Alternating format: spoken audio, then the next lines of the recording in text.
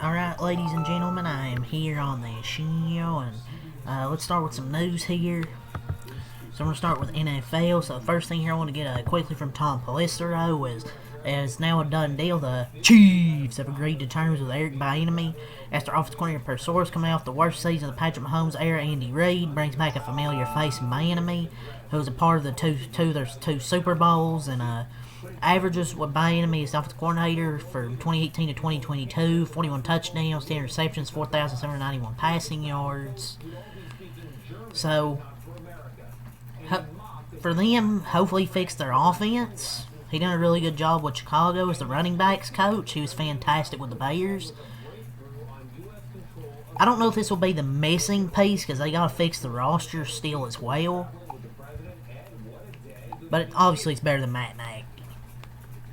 So let's go to Schefter. So the Raiders, with their interview with Ezra Everett last night, the former Dolphins head coach Mike McDaniel took his name out of the Browns coaching search, and he's expected to become the Chargers offensive coordinator, barring a change of heart. He informed other teams that they're out. The Chargers clearly want him.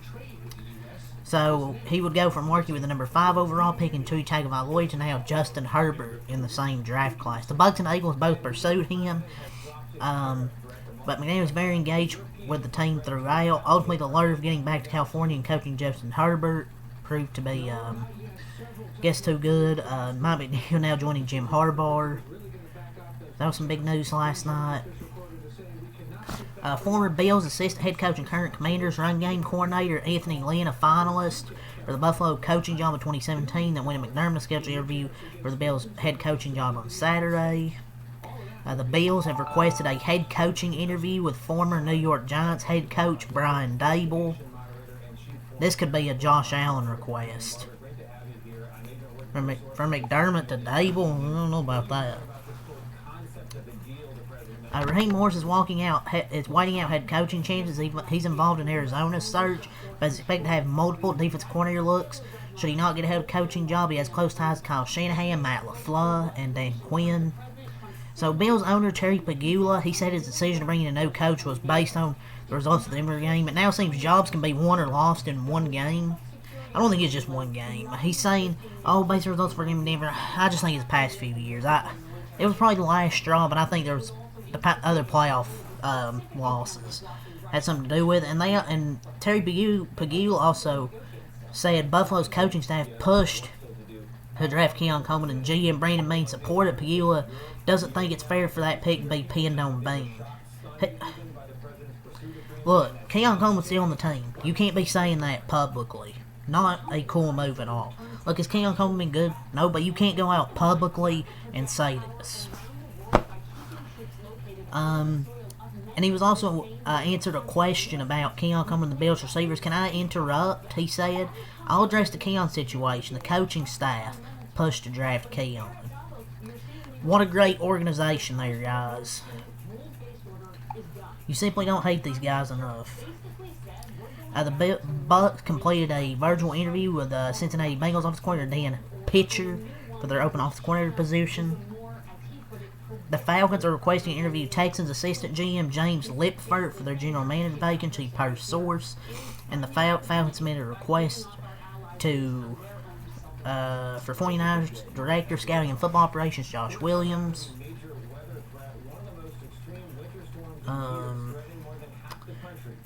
The Falcons have also requested a GM interview with Bears assistant GM Ian Cunningham, and one more, they requested a GM interview with Steelers assistant GM Andy Waddle. Bills GM Brandon Beane said Josh Allen might need procedure on his foot, but if he does, he should be ready by OTAs.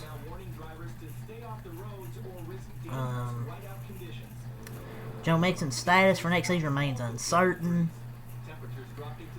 So John Lynch talked about Brandon Ayuk. He said it's safe to say he's played his last snap as a Niner. His transaction will come at some point, but he will not be back. The Bills completed a interview with offensive coordinator Joe Brady for their head coaching position.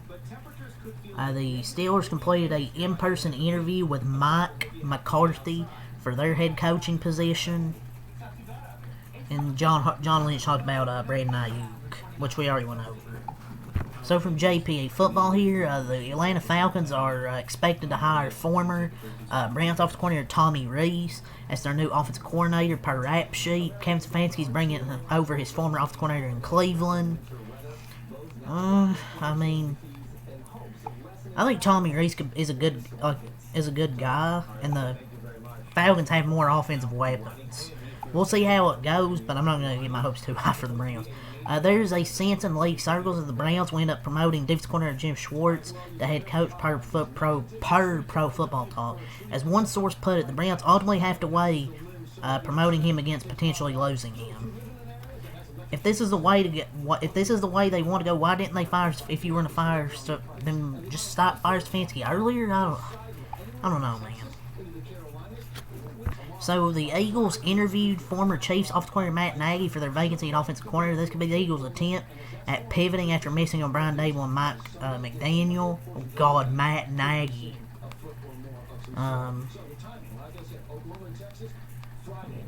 Jaguars offensive coordinator Grant Udinski and Rams passing game coordinator Nate Shalacy are both finalists for the Browns head coach vacancy per Schultz report.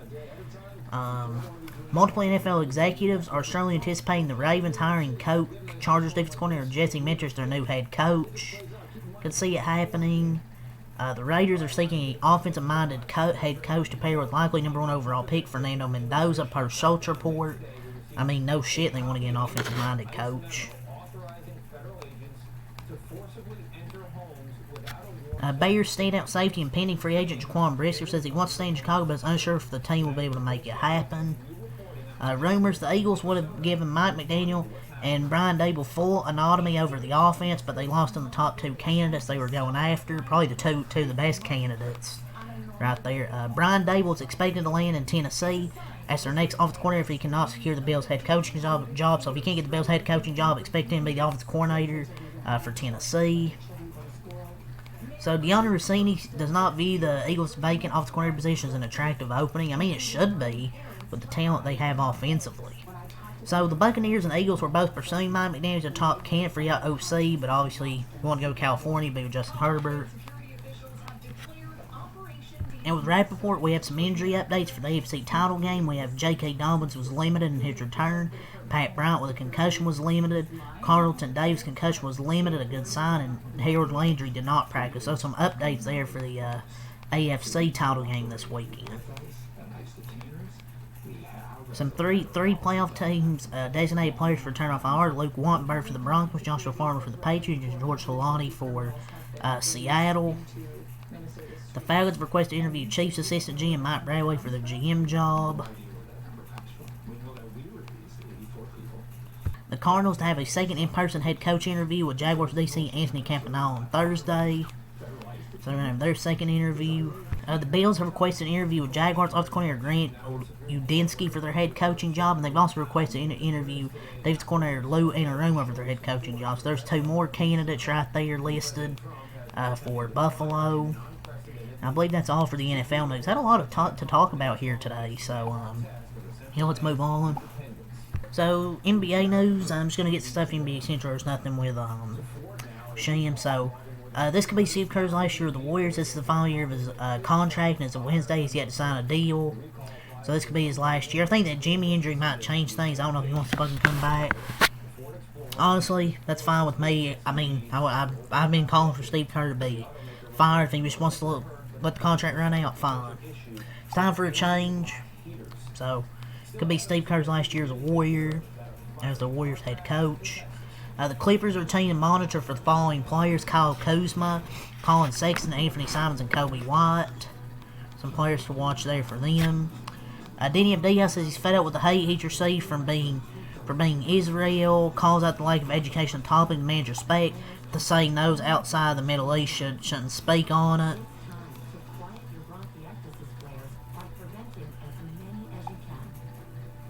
I don't really have anything to say about that. It's just something there from NBA Central.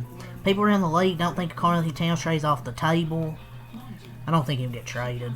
So apparently Jeannie Buss was reportedly so frustrated with LeBron James that she privately considered not re-signing or even trading him in 2022, including floating a deal to the Clippers, which is crazy that would even be considered. I never thought that was going to happen. The Nats and Cam Thomas are heading toward a divorce. Divorce? What? Oh, a trade. Or something. I don't know. So, Warriors G. Mike Dunleavy talked about Jonathan Kuminga's trade demand, saying when you make a demand, there needs to be a demand. Oh my god. Freaking fried them. Chicago Bulls have had trade talks in around Zion Williamson. The Timberwolves, they're showing interest in Kobe White, to assume and trade Jones. The Miami Heat would most likely only be willing to offer Terry Rozier and Phil in a John Morant trade. Well, ain't gonna happen then. But yeah, that's all the rumors there across the National Basketball Association. So we have some baseball news here. Cody Bellinger re-signed with the Yankees, 5 years, $162.5 million. They are opt-outs after the second and third season, a $20 million signing bonus, and a full no-trade clause for Cody Bellinger. So they're in agreement, and it's 5 years. A small trade overnight. The Red Sox acquired catching prospect Nate Bias from the Minnesota Twins for utility man Tristan Gray. And then we had another trade. The New York Mets traded Luis Robert. The Chicago White Sox traded Luis Roberts to the Mets. The White Sox ended up receiving Luis Angel Acuna and Truman Pauly. Man, it's kind of sad how much Luis Roberts fallen. I used to think he was good, but then he's just been bad. And I didn't really expect a big trade, trade in return for him. And I don't know what to think about this trade. I mean, it's just Luis Robert. That's just some news right there. Luis Robert going to the Mets. White Sox receive Luis Angel Acuna, and I'm guessing a prospect. That's what I'm assuming. But yeah, we had Cody Bellinger re-signed with the Mets. And then Luis Roberts gets traded. Or, does it say Mets? Cody Bellinger re-signed with the Yankees, and Luis Roberts gets traded to the Mets. So we'll talk about a little bit of wrestling here, a few things here from WrestleOps to see if we have anything from Cultaholic. But Tommaso Ciampa, he officially announced he'll be leaving. WWE once his contract expires on Instagram, so he officially announced he'll be leaving once his contract expires. WWE, they have filed a trademark Royce Keys. Is that going to be Powerhouse's Hobbs' next name? AEW brings Dynamite live tonight from Orlando, Florida. Logan Paul defends Triple H from criticism on social media. I'm not going to read all this, man. Triple H has all final say in creative, so he does deserve some criticism. I'm not blaming him for everything, but he does deserve some criticism if he has final say in everything. New Japan NJPW's Evil is strongly rumored to be headed to WWE. Take with a grain of salt from Brian Alvarez and Wrestling Observer. And gonna do what exactly? Is this gonna be Royce Keys? So many backstage and TNA understand that their MC debut wasn't a good show. Some people backstage didn't think the general audience understood the hurdles that the company faced, but generally the reaction backstage was very pessimistic and realistic. Hurdles shouldn't be the concern of the viewer. We had 3 matches in 2 hours. WWE reporting want to make sure talents like Rusev and Street Profits who are not in the group of talent being used right now aren't being wasted on TV, allowing for them to be fresh when they return. There have been creative pitches for Chad Gable to return to WWE this coming Monday Night Raw, so as people come, he can return. There's said to be a lot of people within WWE excited, very happy for Natalia Farner. He'll turn on Monday Night Raw. So report there's a Warner Bros. Discovery owns a minority stake in AEW. I believe that's all for wrestling. So RCR spokesman told Bob they won't field a second car, and RCR's indicated unlikely 4th car for Daytona. Some news today, Tony Bryant will do 8 truck races for Rackley Ward in the number 27 truck. Oh no, at least they only have 8 trucks this year to repair 8 of those trucks. I don't know why Tony Bryant couldn't run good in Tricon. What the hell Rackley Ward thinks she's going to do in that truck. The Rolex 24 at Daytona this weekend, I believe, isn't it? Hardee's is becoming an official partner of NASCAR in the quick service restaurant category. Will sponsor for 2311 and Bubba Wallace. We'll also have them as primary for several races. And then Haley Deegan's going to return to NASCAR to run ARCA West full-time for Bill McAnally Racing. Well, at least she's going back to, and honestly, it's a good move for her. ARCA West isn't exactly stacked with good drivers. She has years of experience now. Even got open wheel racing. Probably a good move just to go to ARCA West.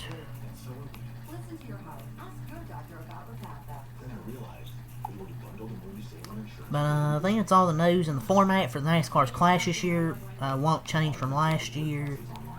But yeah, it's a little bit of NASCAR news. Not really too much else, but yeah, I talked about all the news here. So yeah, leave a like, comment, subscribe for more. Check some out. Peace.